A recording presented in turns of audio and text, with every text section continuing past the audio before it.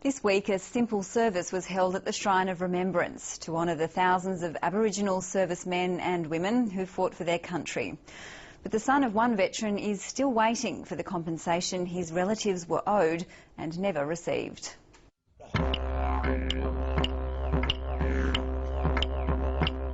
We're talking about Aboriginal people who went from this state to defend their country overseas in 2 World War conflicts, came back and received nothing for their efforts, whilst others did. We as a nation have fallen short on all accounts when it comes to our treatment of our Indigenous servicemen and women. Yesterday's gone, sweet Jesus. This week, members of the Lovett family travelled from Western Victoria to honour their relatives. There's a number of my family that's been involved in the armed services from the First World War right through to Afghanistan, and the number is 21. My father and 3 of his brothers are the only 4 men in the whole of the British Empire to serve in 2 world wars. I really think that there was an opportunity for them to find some sort of equality that they weren't given at home. This year's service for Aboriginal soldiers was the first for John Lovett's great-nephew, Sean Bell. The 14-year-old's great-grandfather, Frederick Lovett, was a light horseman. When you put the wreath up, what were you thinking about then? I was thinking about how these fellas survived and all that. Do you know much about your family's history with soldiers who went to war? Yeah, kind of, but I'm learning. Yeah. Did all of them come back unscathed? Every one of them.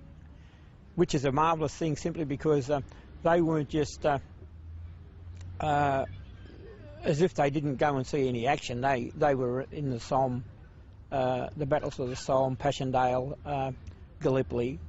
They were light horsemen. My father was a machine gunner, so he was on the Hindenburg line. And did your father talk to you about what it was like being at war? I think there was a lot of horrors he didn't speak about. And they came back to know counselling or things like that, so life after was also hard for them.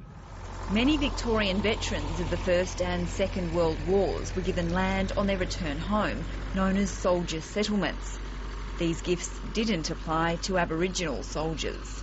My father wrote for application for a soldier settlement block from Tokemore Army Camp in 1956, I think.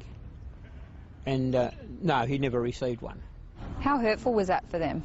I really am appalled by it, because I can only say that after all they'd been through, they came back and was totally disregarded as being part of the armed forces of this country and was just back to being blacks.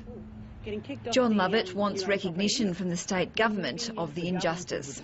He'd like compensation for his family in the form of land, or at least a formal acknowledgement.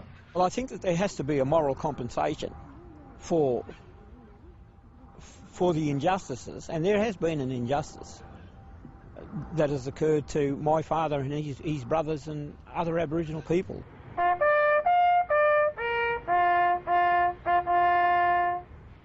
I'm 64 in December.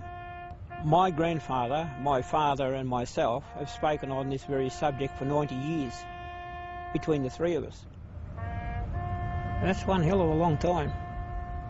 And I would like to see something happen before I leave this planet.